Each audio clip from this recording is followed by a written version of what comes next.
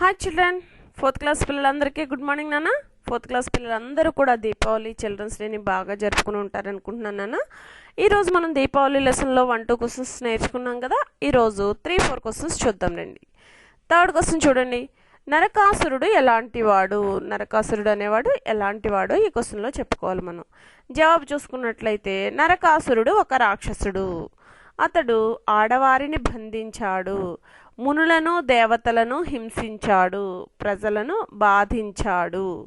చూడు, నరకాసురుడు అనేవాడు ఒక రాక్షసుడు. అతడు ఆడవారిని బంధించాడు, మునులను దేవతలను హింసించాడు, ప్రజలను బాధించాడు. ఫోర్త్ క్వశ్చన్ చూడండి. రావణుని రాముడు ఎందుకు చంపాడు? రావణాసురుడు అనే రాక్షసుని రాముడు ఎందుకు చంపాడు? చూడండి, ఇక్కడ రాముని భార్య అయిన సీతను రావణుడు లంకకు తీసుకుని వెళ్ళాడు. అందుకు రాముడు కోపించి రావణుని చంపాడు.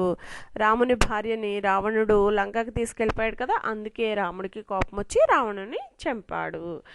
ఈ 2 క్వశ్చన్స్ నాన్న మీరు నీట్ హ్యాండ్ రైటింగ్తో రాసి చక్కగా చదవాలమ్మా. చూడండి, మీకు నరకాసురుడు ఎలాంటి వాడు, రావణుని రాముడు ఎందుకు చంపాడు, చక్కగా 3-4 క్వశ్చన్స్ నీట్ హ్యాండ్ రైటింగ్తో రాసి చక్కగా చదువుతారని అనుకుంటూ ఈ వీడియోని నేను చేస్తున్నానమ్మా.